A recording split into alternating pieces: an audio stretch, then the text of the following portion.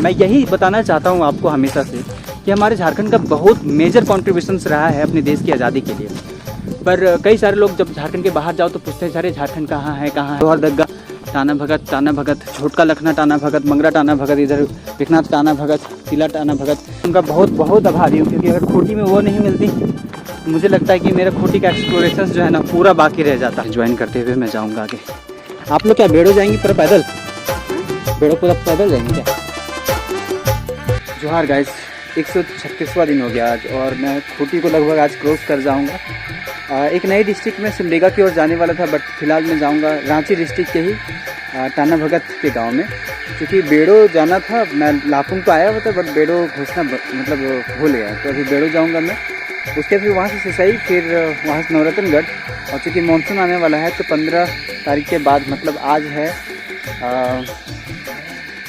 12 तारीख, तो मुझे 3 दिन के अंदर मुझे नवरत्नगढ़ भी कंप्लीट करना है, तो इसीलिए मैं इस रास्ते से होते हुए कंप्लीट करूँगा। और यहाँ पे मैं आया था 135वें दिन के शाम को। इनके घर ये लोग हैं। जब मैं यहाँ तो जा रहा था ना, तो बीच में साइको नामक जगह पे मिले हुए थे। तो अभी मैं ब्रेकफास्ट कर रहा हूँ और उसके बाद फिर निकलूँगा। ये है भैया, मिलिए इनसे। तो अभी ब्रेकफास्ट होगा। और अमूमन झारखंड के कई मतलब जगह होता है ना, आपको चावल मिलता है ब्रेकफास्ट के लिए। तो अभी मैं ब्रेकफास्ट करूँगा फिर निकलूँगा। वैसे ये है ब्रेकफास्ट के लिए। और ये देखिए खबरपोश का घर है।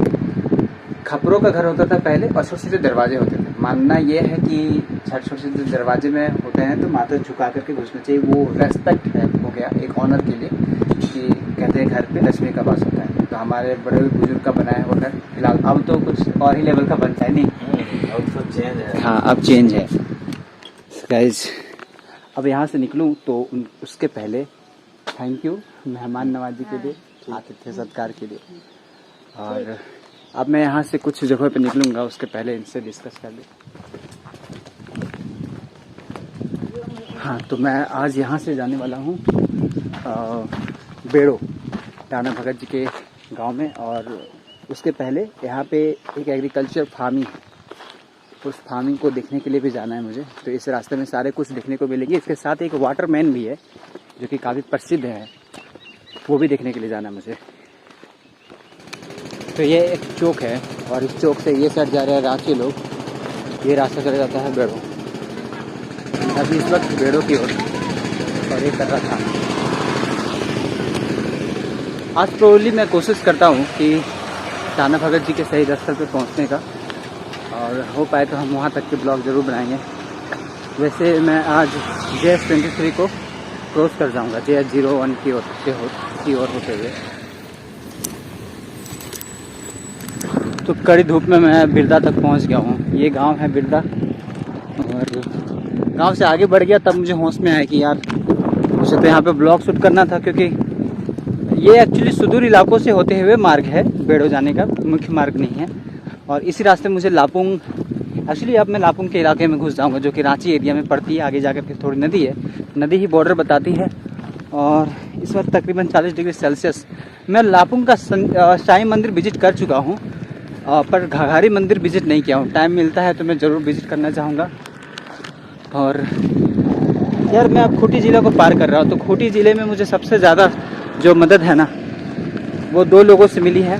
बाकी सभी लोग जो है बहुत प्रिय थे, बहुत मुख्य मेरे लिए। जिनमें से मैं जर्मन मैम जो कि प्रिंसिपल हैं बिरसा कॉलेज खूंटी की, उनको कभी नहीं भूल पाऊँगा यार। जो कंट्रीब्यूशन उनका मेरे इस पूरे खूंटी डिस्ट्रिक्ट को एक्सप्लोर करने में रहा ना, मुझे नहीं लगता कि मेरी पूरी पद यात्रा में किसी के इतनी सहयोग मुझे प्राप्त हुई किसी एक जगह को एक्सप्लोर करने के लिए या किसी एक डिस्ट्रिक्ट को एक्सप्लोर करने के लिए।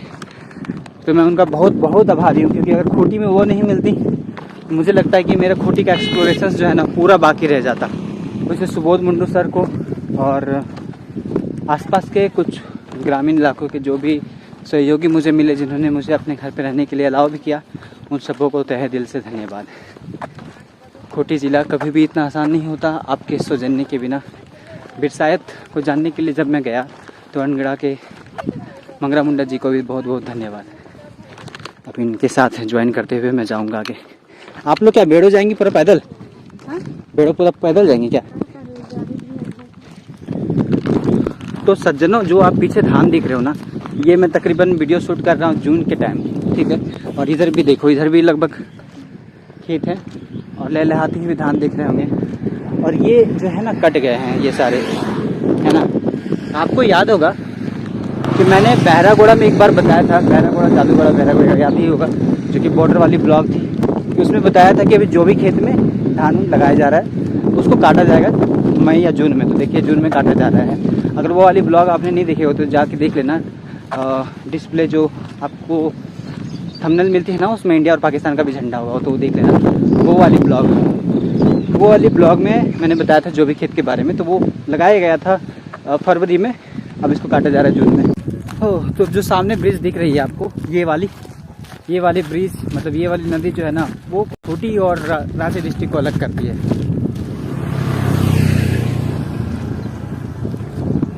अब भी टाना भगत शहीद स्थल अब भी जो है 10 किलोमीटर दूर है। मैं आपको बता दूं कि टाना भगत कोई नाम नहीं है, बल्कि एक विद्रोह था, टाना भगत आंदोलन।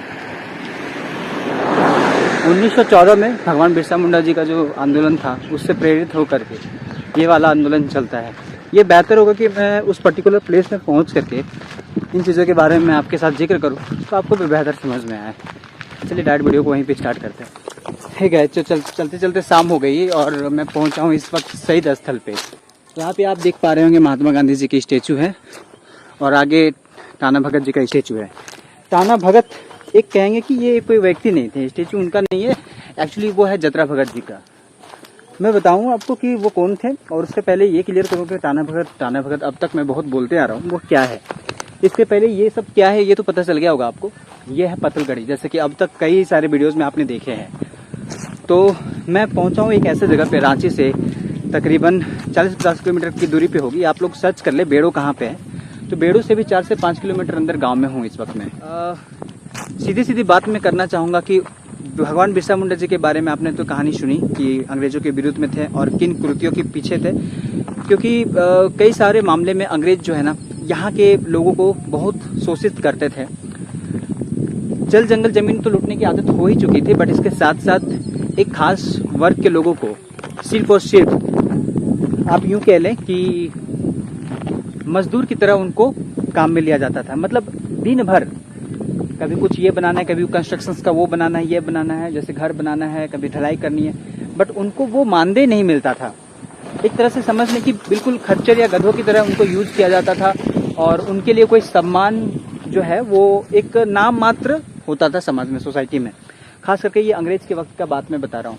तो ये चीज़ें जो थी ना, वो बहुत हद तक बढ़ चुकी थी। ये जो बुरी प्रथा है, ये बन चुका था अंग्रेजों के द्वारा अपने इन उराव समाज के लोगों के लिए, जो इनको आप भगत कह सकते हैं। अभी क्या हुआ कि वो फिर एक खास समुदाय में इन्वॉल्व होने लगे, मतलब उराव। क्योंकि मेरा इतना मानना है कि किसी भी सोसाइटी में जब आप अल्कोहल कंज्यूम करते हैं, तो फिर आपके दिमाग पे बस करने वाला कोई और ही होता है, आप नहीं होते हो। आप अपने दिमाग को नहीं चलाते हो, कोई और ही चलाता है। तो कुछ ऐसा ही अंग्रेजों का भी कारनामा था कि शराब पिलाया जाता था, उनके एवरेज में काम करवा लिए गए और बिल्कुल बैल खच्चर की तरह उनको यूज किया जाता था। सिर्फ उनको यूज किया जाता था, उनको मानदेय भी नहीं दिया जाता था, मतलब मजदूरी ही करवाई जाती थी। तो इन चीज़ों के खिलाफ थे जतरा भगत जी, जो कि गुमला से हुए। और मैं जब गुमला जाऊंगा तो उनके गांव को भी एक बार विजिट जरूर करना चाहूँगा। तो टाना भगत जी तो काफ़ी प्रेरित थे ही भगवान बिरसा मुंडा जी से, पर इसके साथ साथ महात्मा गांधी के आंदोलन में भी उन्होंने सहयोग दिया था। मैं यही बताना चाहता हूँ आपको हमेशा से कि हमारे झारखंड का बहुत मेजर कॉन्ट्रीब्यूशंस रहा है अपने देश की आज़ादी के लिए। पर कई सारे लोग जब झारखंड के बाहर जाओ तो पूछते हैं, सारे झारखंड कहाँ है, कहाँ है, कहाँ है। खैर, मैं थोड़ी सी जिक्र और करना चाहता हूँ जतरा भगत जी के बारे में। लोग कहते हैं कि भगवान धर्मेश जी से, जो कि उरांव जनजाति के भगवान माने जाते हैं, उरांव ट्राइब्स के, उनका खासा बातचीत होता था भगवान धर्मेश जी से। वो आप गांव में जाएंगे ना तो बहुत सारे ऐसे कस्टम होते हैं जिनमें भूत प्रेत की जो है ना पूजा की जाती है।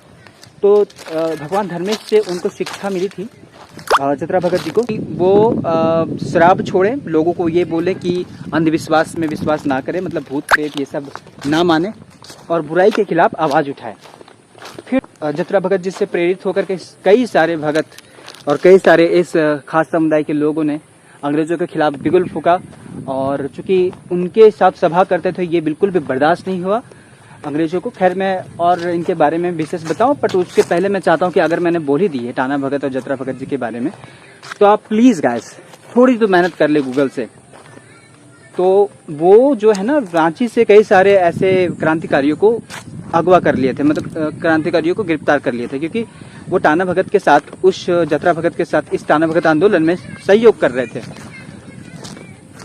तो उतने जितने भी जो गिरफ्तार शहीद थे, उन सभी क्रांतिकारियों के लिए यहाँ शहीद स्थल आप देख सकते हैं। और जितने भी नाम आप देखेंगे ना, सब में आपको लास्ट में टाना भगत मिलेगा। जैसे लालू टाना भगत है, सोमा टाना भगत है, और उनके गांव के बारे में भी आपको दे दिया जाएगा। मांडर ग्राम था, ये जिंगी कुडुम ग्राम था, केना मीठा मांडर था, लोथे टाना भगत, इधर बुधू टाना भगत, पंचू टाना भगत, छोटन टाना भगत, पुनी टाना भगत, उधर आगे आप इधर जितना भी देखेंगे तुर्को टाना भगत। बट सबके गांव लगभग अलग अलग, नगडा मंदिरी मांदर, उचड़ी मांडर है ना, लोहर दग्गा टाना भगत, छोटका लखना टाना भगत, मंगरा टाना भगत, इधर विखनाथ टाना भगत, तिला टाना भगत, मतलब जितने भी आप नाम देखोगे सब में टाना भगत देखोगे। तो ये टाना भगत क्या था, ये आंदोलन का पार्ट था। तो उस टाना भगत को उन्होंने बचाए रखा इस नाम के साथ। और जितने भी क्रांतिकारी हुए जब शहीद हुए, तो उनकी एक शहीद स्थली बनी गई। कहा जाता है कि ये जब आए थे, महात्मा गांधी जी रांची जब आए थे, तो टाना भगत जी उनसे मिले थे और उन चीज़ों को काफ़ी आगे लेकर के गए अपने झारखंड में। तो इसीलिए मैं हमेशा कहता हूँ कि हमारे झारखंड का जो कॉन्ट्रीब्यूशन है ना यार, बहुत है अपने देश के आज़ादी में। और इवन सबसे ज़्यादा रिवॉल्ट्स यहाँ से हुए, मतलब भयानक लेवल के परेशान हो गए थे अंग्रेज। इसलिए मैं कहता हूँ अपने झारखंडी होने पर गर्व कर लो। तो ये है टाना भगत शहीद स्थली, जहाँ पे टाना भगत आंदोलन में सम्मिलित सारे जितने भी क्रांतिकारी थे उनके समाधि स्थल है। और ये है, जैसे कि मैं पूर्णतः आपको कह सकता हूँ कि चूंकि बहुत सारे आप देख सकते हो पत्थल है, और वो पत्थल गड़ी ही होता है जब मरणोपरांत जो कार्यक्रम होती है इनका, उस दौरान। तो चलिए मैं बेड़ो बिल्कुल पहुंच गया हूं, और यहाँ पे कुछ बहनें आम तोड़ रही, जामुन तोड़ रही, मुझे भी दी यार खाने के लिए। अब मैं इस जगह से बेड़ो निकलता हूं, और इस जगह से मैं एक और बात आपको बताना चाहता हूँ। अपने बेड़ो से यहाँ से एक पद्मश्री होल्डर भी हैं जो वाटरमैन के नाम से जाने जाते हैं। अब उनसे मिलने के पश्चात मैं अब यहाँ से सिसई की ओर जाऊँगा। सिसई में तिलंगा खड़िया जी हैं, जिन्होंने देश आज़ादी में बहुत इंपॉर्टेंट रोल अदा की है। और उसके बाद फिर मैं वहाँ से जाऊँगा नवरत्नगढ़ का किला, जो कि आपको मैंने रातू किला के बारे में तो बताया होगा। जी बिल्कुल, मैं इस वक्त रांची में हूँ। तो नवरत्नगढ़ किला में मैं कैंपिंग भी करने वाला हूँ। तो ये बहुत दिलचस्प होने वाला होगा, because such A haunted place, haunted इलाका हो जाता है। तो चलिए मिलते हैं आपसे फिर अगले ब्लॉग में, और उम्मीद करते हैं कि आप मेरे नवरत्नगढ़ वाले किले वाले जो एडवेंचरियस पार्ट होगा टेंट वाला, वो जरूर देखेंगे।